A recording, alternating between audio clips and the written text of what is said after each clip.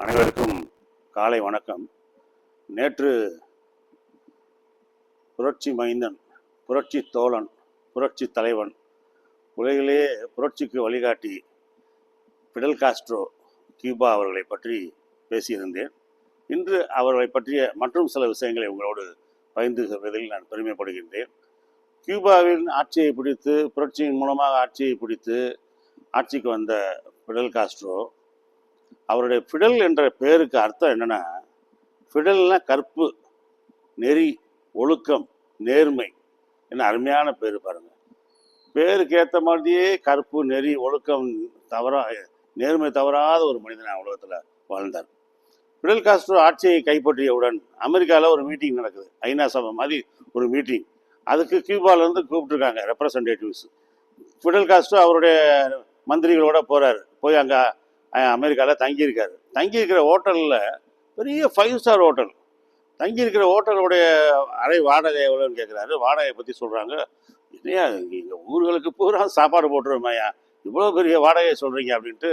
வாடகை குறைந்த ஒரு இடத்துல, அதாவது ஊருக்கு வெளியே ஒரு இடத்துல போய் வாடகை குறைந்த ஒரு லாட்ஜில் போய் தங்குறாங்க காஸ்ட்ரோவும் அவர் நண்பர்களும். இதை பார்த்த அமெரிக்க பத்திரிகையை பிடல் காஸ்ட்ரோ என்ன பண்ணிட்டாரு தெரியுமா? அமெரிக்காவில் வந்து பெரிய ஹோட்டலில் அவருக்கு ரூம் கொடுத்துருந்தான். அவர் போய் ப்ராஸ்டியூட்ஸு வாழும், அந்த விபச்சாரிகள் வாழும் ரெட் லைட் ஏரியா மாதிரி ஒரு ஏரியா, அங்கே போய் ரூம் எடுத்து தங்கிட்டாரு அப்படின்னு சொல்லி காஸ்ட்ரோவை பற்றி தவறுதலாக விமர்சனம் பண்ணிட்டாங்க. பேப்பரில் பூரா போட்டாங்க, உலகம் பூரா பரவிடுச்சு. ஆனால் காஸ்ட்ரோ மிகச்சிறந்த கில்லாடி. அவர் வந்து சட்டம் படித்த வல்லுநரை வந்து மடக்கவே முடியாது. அவர் சொன்னார், ஏயா பணம் கம்மியாக இருக்கணும்னு ஒரு லாட்ஜில் போய் நான் தங்கினேன், நீங்கள் என்னன்னா விவசாயிகள் தங்குற இடத்துல போய் நான் தங்கிட்டேன்னீங்களே, ஒரு வெக்கமா இல்லையா? ஒரு அமெரிக்கான்ற ஒரு நாடு, உலகத்திலே பெரிய நாடு, வல்லரசு நாடு, பணக்கார நாடுன்றீங்க. உங்கள் நாட்டில் பாரு, விலை மாதர்களுக்கு, விபச்சாரிகளுக்குன்னு ஒரு தனி இடம் ஒதுக்கி கொடுத்துருக்கீங்களேயா, எவ்வளோ அவமானம். அவங்களுக்கெல்லாம் ஒரு வேலை கொடுக்கணும், அவங்களுக்கு கல்வி கொடுக்கணும், அவங்களுக்கு ஒரு மறுமலர்ச்சி கொடுக்காம விட்டுவிட்டு நான் போய் அங்கே தங்குறேன்னு சொன்னீங்களே அப்படின்னாங்க. அடுத்த நாள் வந்து இப்போ காஸ்ட்ரோவை பற்றி எந்த செய்தியும் போடல. உலகமே சிரிச்சிருச்சு, இவ்வளோ பெரிய மட்டமான ஊர் அமெரிக்கா அப்படின்னு. அது மாதிரி காஸ்ட்ரோ பல செய்திகளை செய்தார். அதில் அடுத்த ஒன்று, காஸ்ட்ரோ அவங்க கரும்பு காட்டில் இருந்தாங்க. புரட்சிக்கு முன்னாடி கரும்பு காட்டு வழியே மலைகள் பகுதியில் ஒளிஞ்சிருக்கும் போது அவங்க ஒரு வீட்டில் போய் தங்கியிருந்தாங்க. மலைங்காட்டு வீடுகளில் போய் தங்கியிருப்பாங்க. அந்த மலைங்காட்டு மக்கள் வந்து என்ன செய்கிறாங்க, காஸ்ட்ரோ, சேகுவாரா அவங்க நண்பர்களுக்கெல்லாம் நல்லா கோழி அடித்து, நல்லா நான்வெஜ் வச்சு சமையல் பண்ணி கொடுக்குறாங்க. ரைட்டு, நல்லா நீங்கள் வந்து கியூபாவை வளங்குடிந்த கியூபாவை கொண்டாங்க அப்படின்னு. இந்த புரட்சியில் என்ன ஒரு அம்சம் அப்படின்னா, புரட்சியில் நம்ம மட்டும் புரட்சி பண்ணக்கூடாது, மக்களுக்கும் அந்த விழிப்புணர்வு ஏற்படுத்தணும், மக்களையும் அதில் பங்கு பெற வைக்கணும், மக்களுக்கும் அந்த எழுச்சி வரணும். அதை காஸ்ட்ரோ செஞ்சார். அதனால் அந்த மக்கள் என்ன பண்ணாங்க, இவங்களுக்கு தங்க இடம் கொடுத்து சாப்பாடு கொடுத்தாங்க.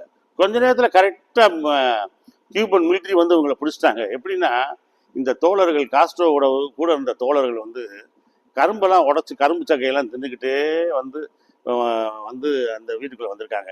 அவங்க ஹெலிகாப்டரில் போனவங்க மேலேருந்து, இவ்வளோ பேர் யாரையா கரும்பு சக்கையை தின்னு இங்கே போட்டு போயிருக்காங்க இந்த காட்டுக்குள்ளே, யாரும் இல்லாத இடத்துல அப்படின்னு கரெக்டாக வந்து உங்களை பிடிச்சிட்டாங்க. அது ஒரு சம்பவம். ரெண்டாவது, காஸ்ட்ரோ சொல்கிறாரு, நாங்கள் வந்து ஆல்பர்ட் பயோட்டோ, அவர் தான் அந்த கியூபாவோட ஓய்வு பெற்ற அதிகாரி, இவங்களுக்கு வந்து ட்ரைனிங் கொடுக்குறாரு. அந்த ஆல்பர்ட் பயோட்டோ இவங்களுக்கு வந்து புரட்சிகர தோழர்களுக்கு ட்ரைனிங் கொடுத்துக்கிட்டு இருக்கும்போது, கொரில்லா ட்ரைனிங் கொடுக்கும்போது அவங்களுக்கு வந்து பட்டினியாக இருக்கணும். உங்களுக்கு நீங்கள் வந்து புரட்சி பண்ணுறவங்க, இந்த மாதிரி டெரரிஸ்ட் குரூப்பில் உள்ளவங்களாம் 3 நாள் சாப்பிடாமல் இருக்கணும். அது அவங்களுக்கு அவங்களுக்கு ஒரு கொள்கை, அது ஒரு விதி. சாப்பிடாமல் இருக்கணும்யா. சாப்பிட்டு நல்லா தூங்கி எழுந்திருக்கிறதா புரட்சின்னா? அருவாள் எடுத்து, துப்பாக்கி எடுத்து எதிரியை போய் கண் முழிக்காமல் தூங்காமல் போய் சண்டை போடுறது தான் புரட்சி. அப்போ அந்த புரட்சி தோழர்கள் என்ன பண்ணுறாங்க, 3 நாள் அவங்க வந்து தூங்காமல் இருக்கணும்னு சொல்கிறாங்க. அந்த தூங்காமல் இருக்கணும், சாப்பிடாமல் இருக்கணும் அப்படின்னு சொல்லும்போது இந்த தோழர்கள் வந்து இந்த கரும்பு சக்கையை தின்னுட்டு வந்து இப்படி மாட்டிக்கிட்டாங்க. அடுத்ததாக, இந்த ரேஷன் கடை இவங்க ஆட்சியை கைப்பற்றின உடனே ரேஷன் பொருட்கள்லாம் எல்லாருக்கும் இலவசமாக கொடுக்குறாங்க.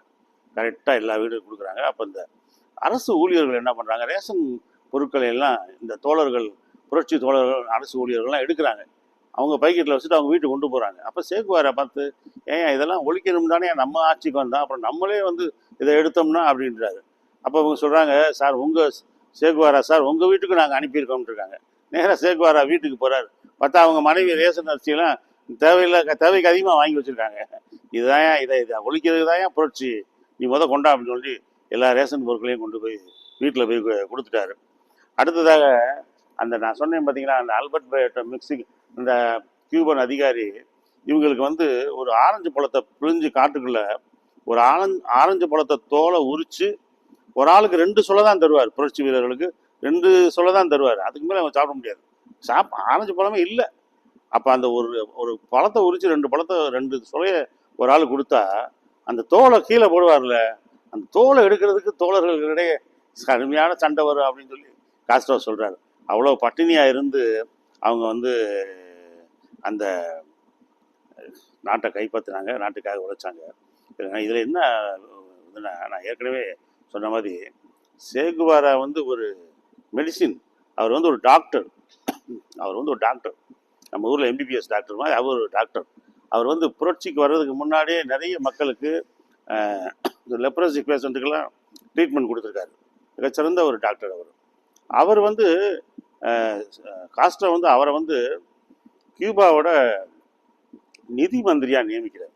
நிதி மந்திரியாக நியமித்தார்னா அந்த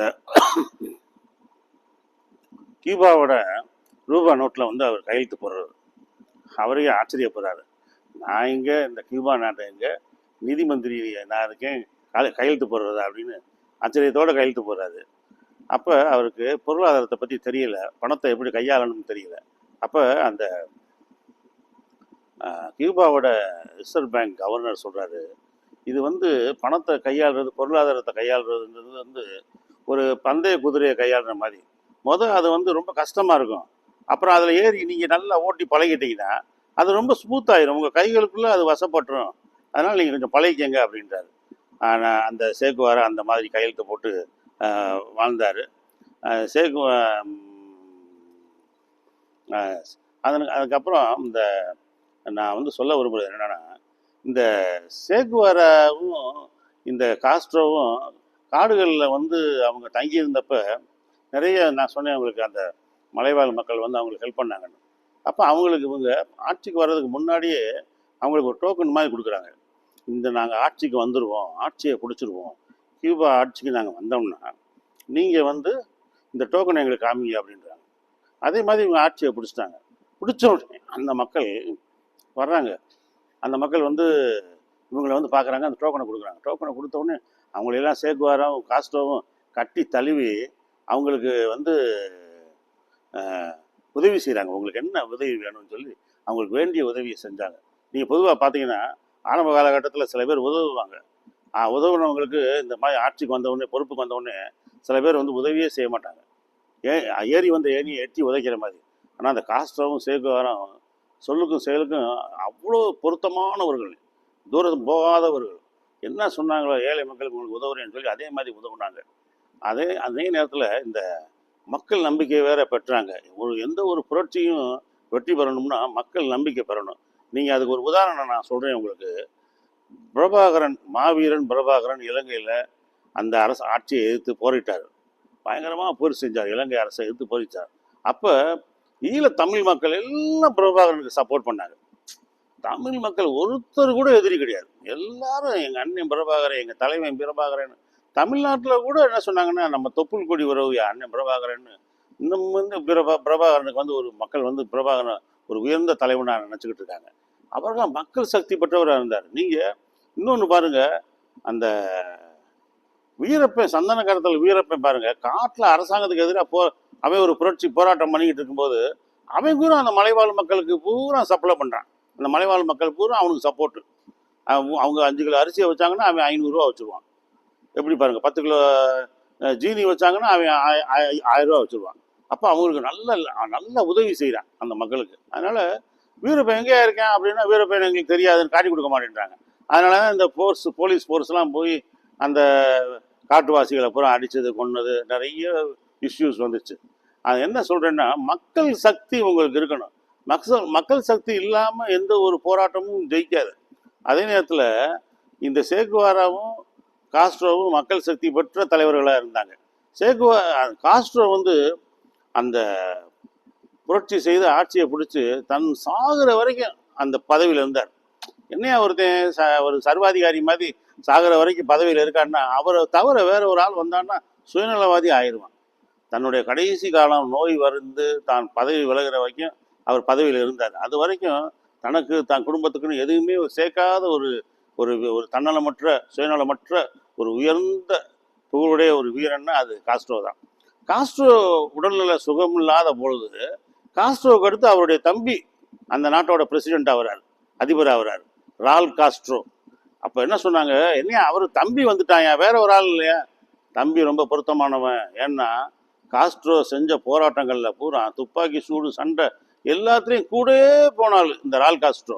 வீட்டில் பதுங்கி இருந்தாள், அண்ணன் ஜெயட்டும் நம்மளுக்கு என்னப்பா அப்படின்ட்டு ஒதுங்கி இருந்தால் கிடையாது. காஸ்ட்ரோ கூட வேலை பார்த்தாள். ரெண்டாவது, நான் ஏற்கனவே சொன்னேன், பதவி ஏற்ற உடனே காஸ்ட்ரோ வந்து அவங்க அப்பா ஒரு கோடீஸ்வரர் 2000 ஏக்கர் நிலத்தை அண்ணனுக்கும் தம்பிக்கும் எழுதி கொடுத்தாரு. 1000 ஏக்கர்.